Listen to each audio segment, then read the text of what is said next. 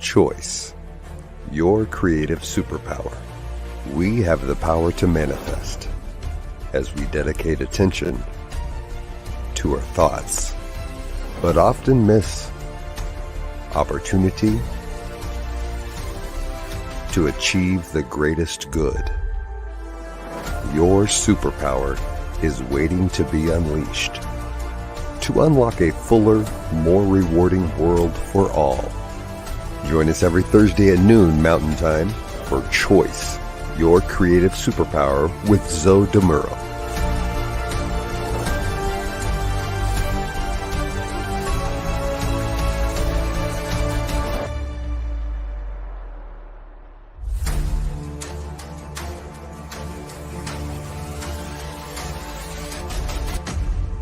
And now, here's Zoe.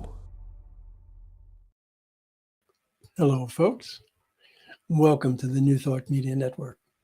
My name is Zoe Muro, and I am delighted and honored to be your host for Choice, Your Creative Superpower. Coming to you from Oakland, California, each Thursday, 12 noon Mountain Time, which is 11 a.m. Pacific Time, here where I am in California.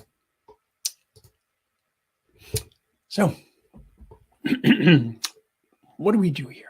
We are here to explore how you can wield your superpower for the greatest good and co-create your most fulfilling life experience. If you're coming back, it's so good to have you here again. And if this is your first time, well, welcome, and I'm glad you tuned in. I am a religious science practitioner with the New Thought Media Network. I'm also a transformational coach. My ministry as a practitioner, my mission as a coach are both to help people live their lives to the fullest. Today, in episode 52, we'll be exploring the relationship between choice and energy. There is no denying that energy is life. Whether we're talking about the physical energy that's required for us to run or walk, carry, pull, or push, or we're considering that every particle of everything in our world requires energy to manifest in form. Energy is life. Now, those of you who are far better versed in physics than I am may feel I'm oversimplifying, but just roll with it because we're not going to be looking at this from a physics perspective at all, actually. In fact, we are going to be looking at 4 types of energy, none of which is a physics construct per se. Okay, so let me bring this up. Here we go. So the 4 types of energy that we are going to be talking about are physical, emotional, mental, and spiritual. So physical, does your physical health support what it is that you wish to do, what you need to do? Your emotional energy, are you actually allowing your emotions to provide energy, or are they a drain on your energy? Your mental energy, can you focus on what's important? Can you analyze? Can you understand? And spiritual, are you in alignment with your purpose? So, just some brief ways to consider. Okay, now, I want to start with the physical side, simply because it's the one that most people consider when they say something like, oh man, I'm having a real low energy day, or I just don't have the energy to get out today. For a moment, let's take those on face value. Okay, you'll understand why I'm saying it that way a little bit later. So rather than getting into a huge discussion of how the human body works with energy, which by the way is absolutely fascinating, it's incredible, I want to start with a very simple concept. Let's think of the body as an engine. Okay, an engine needs fuel first and foremost, or it's not going to be doing anything. Now, we can choose to fuel our body in a way that provides the nutrients it needs, we take into account our need for energy as dictated by the tasks we wish to or need to perform. So if you're going to be running a marathon, you're going to need a very different supply of energy than if you're going to be sitting down for an hour and a half reading a book. Sounds simple enough, right? But now we need to add into the mix a number of other factors. We need to provide those nutrients in a form and at a time in which our body can make the best use of them. So if our tasks for the day require a large amount of calories, eating one huge meal, that's just not going to cut it. That would be like if you say, okay, I want to go on a road trip. And I figured out I needed 100 gallons of fuel, all told, to get me to my destination and back. And then you try to pump 100 gallons into a 20-gallon tank. Ain't going to happen. Now, while we can presumably create a reasonable supply of energy by eating well and properly, we still need to ensure that we are maintaining our engine, if you will, so that it is functioning as designed. Now, as you undoubtedly know, the human body is susceptible to many, many different factors which can affect it positively or negatively. Choosing to maintain the best version of a healthy body as possible becomes key to our ability to produce and use energy. Now, I want you to understand that there is no one way that people can look at themselves and say, I'm healthy or I'm unhealthy. There are many different variations. And with that in mind, understand that I have not, nor will I mention weight or size, because they can be irrelevant in and of themselves. Also, I'm not looking at aesthetics. I'm looking at capacity, capability, being able to live the best physical life possible for you.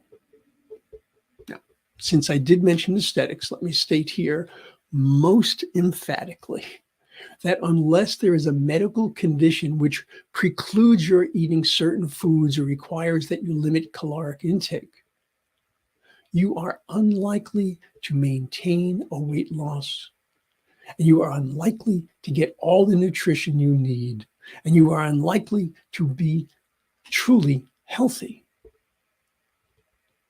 if you are denying yourself the things that you need. A simple rule of thumb is just this. Can I stay on this diet for the rest of my life and enjoy my well-being?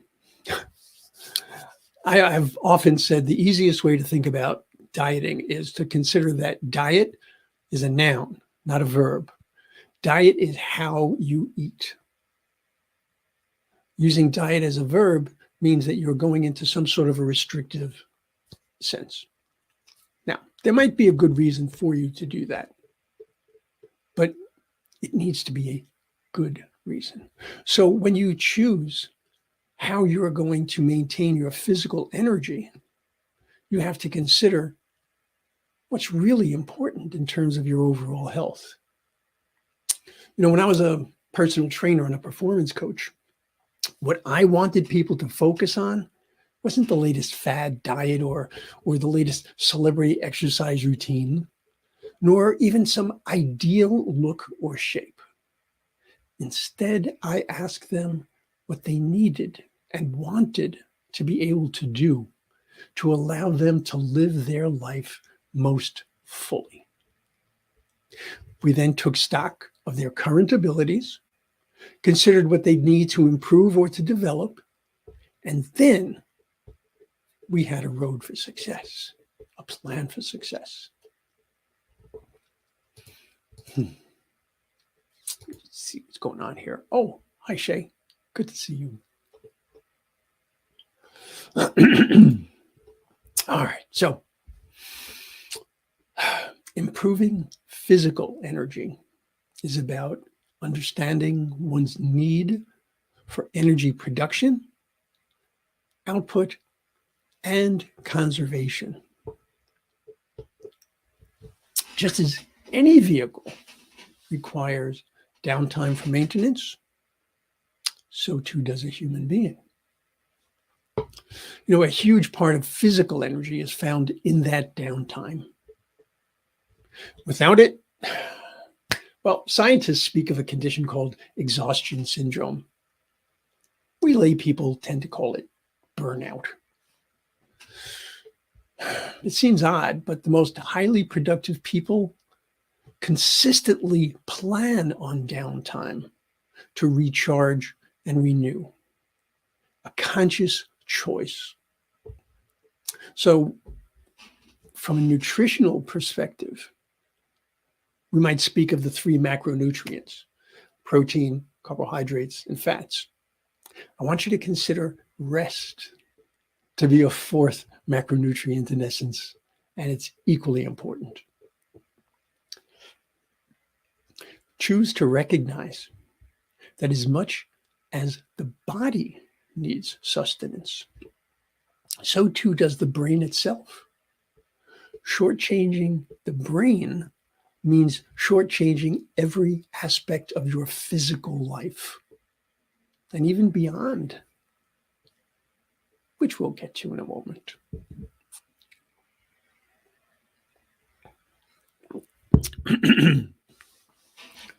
As much as physical energy is, of course, important, I want to move to emotional energy. Now, unfortunately, when we talk about emotional energy, it's not one of those, just grab a dictionary and you've got it. Yeah, because there's many different interpretations of emotional energy. And you might very well have one yourself. There are many, many books about energy, many books about emotional energy. But let me show you what I've found that I liked.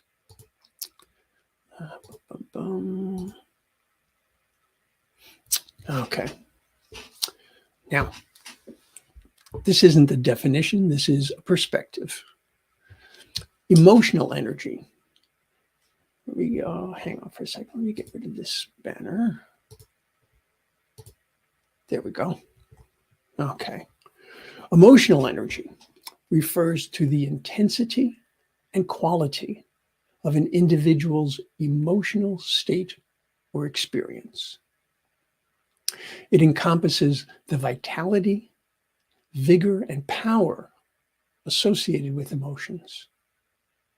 It describes the emotional charge, passion, or motivation that arises from specific emotions. Okay. I think that's a pretty good way to look at what emotional energy is. Surprisingly, well, it certainly was surprising to me, studies have shown that it is a misconception that the energy we require is primarily physical. Okay. That's a misconception. A wide range of energy experts, endocrinologists and nutritionists and sports medicine specialists, they actually found out that physical energy can supply at most 30% of one's total energy. That's not very much. So where does the remainder come from? The remaining 70% of the energy comes from emotional energy. Now, I will say that these scientists and researchers did not necessarily take into account spiritual energy, right? But let's go with this. The point being that as much as we might focus on the physical side of things, we have got to understand how much more there is in what goes on in terms of our thoughts, in terms of our feelings, in terms of our emotions. Probably not a big surprise to those of us who have been around New Thought for a while. Now, a leading researcher in the field of study regarding energy and emotions and such, by the name of a psychotherapist by the name of Muro Kirschenbaum. She noted the following. Let me bring this up for you. Okay. She said, we need complete energy, an energetic mind and heart and soul in an energetic body. You're not just a body. Emotional energy is not an adrenaline-filled, run around like a nut kind of energy. It's an aliveness of the mind, a happiness of the heart, and a spirit filled with hope. She understood.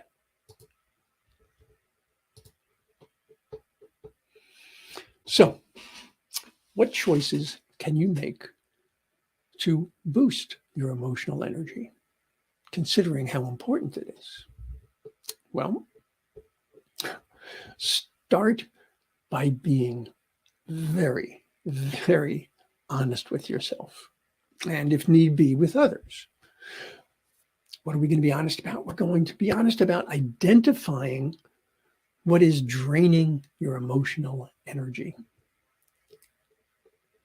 as well as understanding what provides a boost to your emotional energy.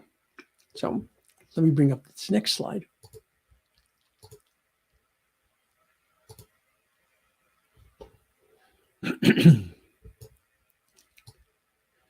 I really love this. It's called the Emotional Energy Framework. And as you can see, it's talking about emotions that can bring about a greater sense of energy or lesser energy. And I want you to notice, as this remark down here states, that emotions can be positive or negative, right, to use that terminology. And they can either be a boost or a drain. Okay. So, for example, excitement, high energy boost, right? Well, excitement is also a high energy drain. If you've ever been excited about something and you've just like been running around getting everything ready, then you just find yourself exhausted, right? Or you get excited and it just really invigorates you. Okay. Notice that in the high energy side, we have things like love and passion, okay, happiness and amazement. Whereas on the high energy drain, right, we have things like rage, hysteria, grief, shock. All right. So there are different things that provide different amounts of emotional energy. There are things that drain emotional energy. Being able to understand this for yourself is absolutely key. Don't be surprised if a number of your energy drains turn out to be people in your life, which doesn't mean that you should become a hermit, but it does mean dealing with them with compassion, please. Choose to schedule time to unwind. Now, I said schedule time. I didn't say find time, all right? Schedule it and then plan around it.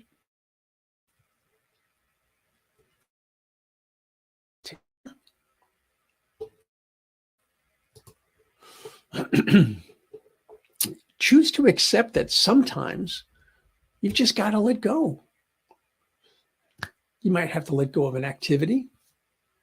You might even have to let go of a relationship.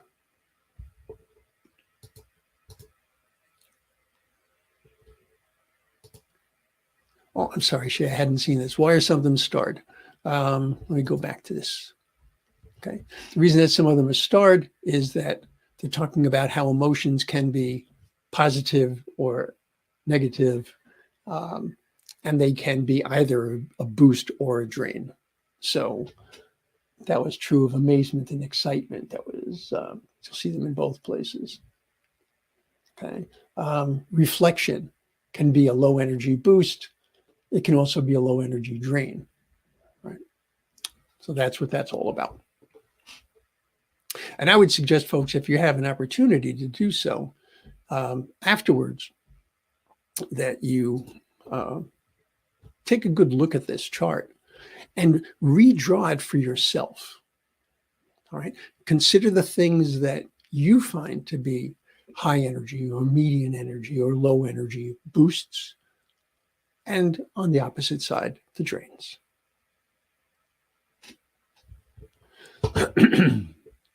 Hi, Gary. Drive safely. Drive safely. Good to have you here.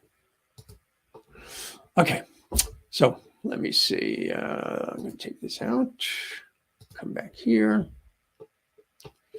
All right, so we said that there are definitely times that you need to let things go. Right. So often we are focused on what we can add in. You know, what can I do to make things better? Well, sometimes what we need to do is less. Okay. So I want you to really spend some time to understand what increases your energy, what decreases your energy. Now, that brings me to mental energy. Now, we can describe mental energy as being a mood or a state where you feel productive. You feel motivated. And you're prepared to get things done. Okay? It's your ability to do cognitive work. So, in other words, any task that requires thinking.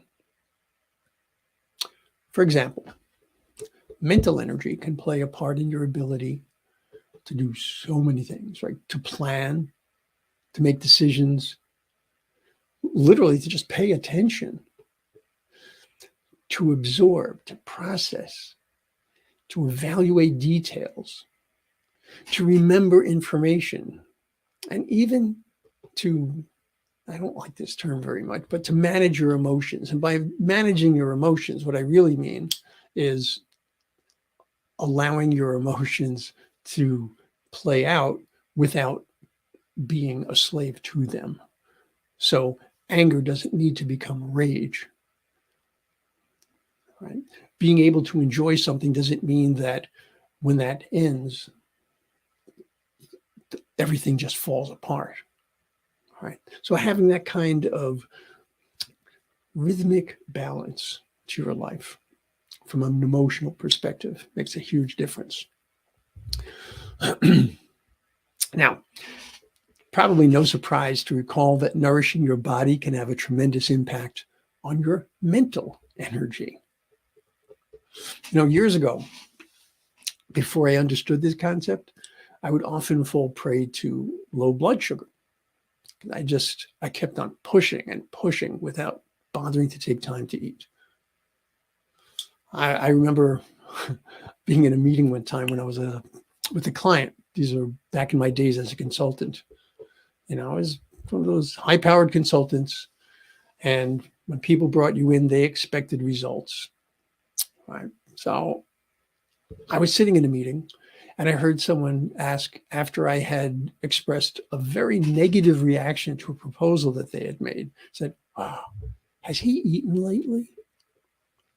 It was such a common occurrence that people would often bring snacks with them to our meetings, just in case. That was a wake-up call for me, let me tell you.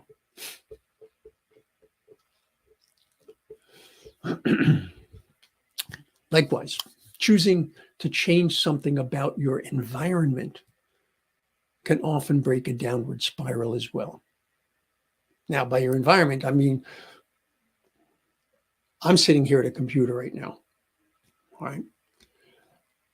Just getting up to stand and stretch and allow your eyes to focus on something off in the distance, or even better, getting outside and letting the sunshine provide some vitamin D,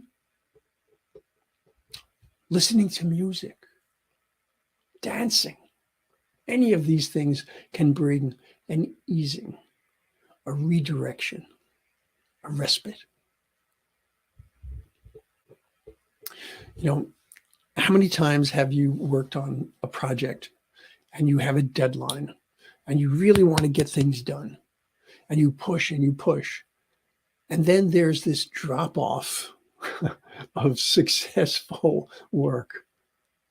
A perfect example of how your energy, your ability to focus can just drop off.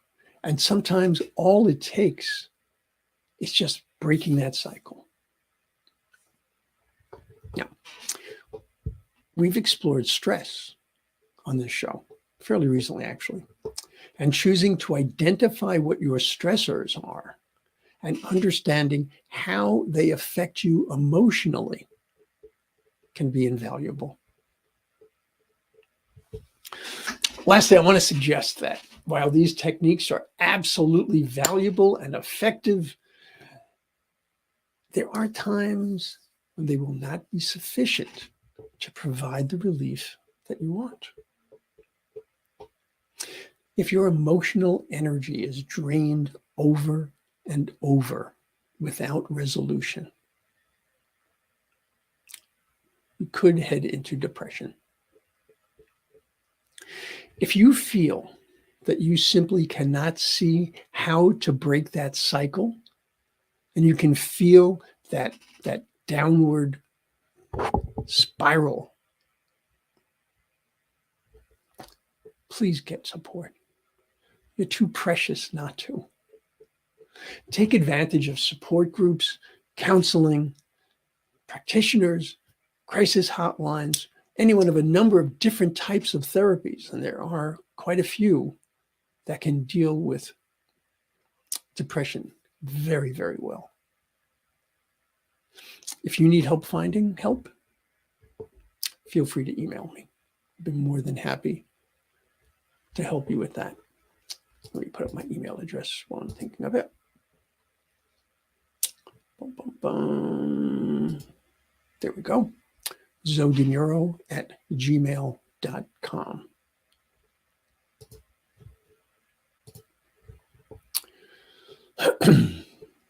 And this now brings me to one of the most powerful forms of energy, spiritual energy.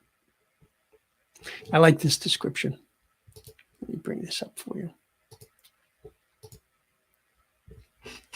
And again, this is not one of those let's go to the dictionary kind of things. Spiritual energy is both an internal and an external force that can be harnessed for positive change. Both an internal and external force that can be harnessed for positive change.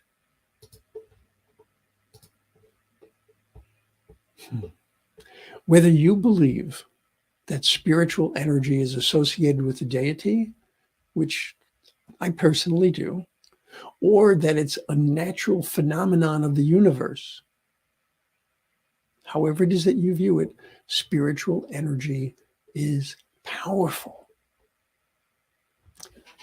Unlike other forms of energy, it isn't transitory, but it can be blocked. The choices we make around spiritual energy are less about bringing it about and more about being open to it, being accepting of it, recognizing that we, each of us, are part of it. So choosing to accept and explore one's spiritual nature is clearly a priority. Some people find that meditation or contemplation can bring them to a state of mind in which that flow of energy can be most readily accessed. choosing to be in the moment, choosing to be mindful, choosing to be aware, can allow that energy to flow freely in and through and as us. Sounds like a prayer, doesn't it? Because it is. We often refer to a spiritual practice, and believe me, it is indeed a practice. It's one that can provide immediate benefits, and it's one that can take an entire lifetime to explore. It's a practice we'll never actually perfect because we'll always continue to grow. There's no limit, no bounds to spiritual energy, only to our awareness, our acceptance, our ability to surrender to its grace and harmony. When we are in alignment with our purpose, our spiritual energy flows most freely.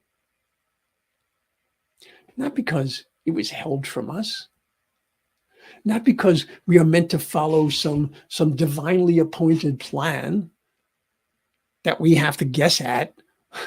And if we do it wrong, we're punished. And if we do it right, we're rewarded. No, that's not the way it is. It's not about destiny. All right. But it's our truth. Our truth. So I want to end today with this quote.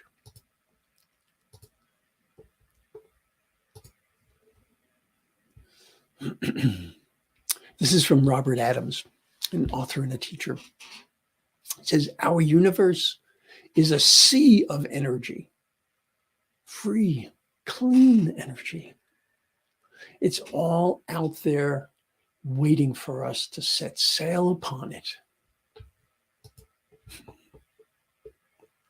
Well, folks, that's going to do it for today. I would love to hear what you think about choice and energy, or if you have any questions, because this is such a big topic. Please, as I said, feel free to email me at zodimuro@gmail.com.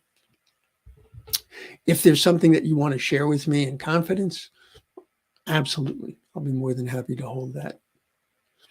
And if there are topics that you would like to see me explore in a future episode, I'd love to hear that. There are so many different things that affect how we make our choices and so many different ways that our choices affect our life.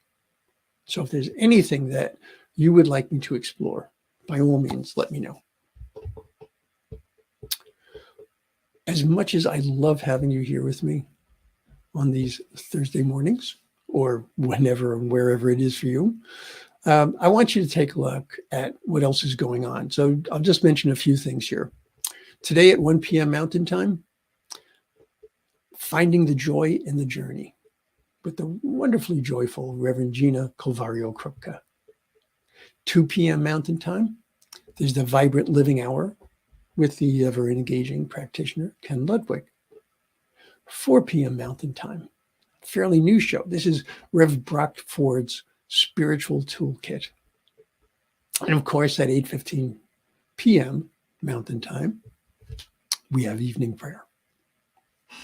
So whatever it is that you're looking for, whether it's prayer, meditation, information, discussion, good news.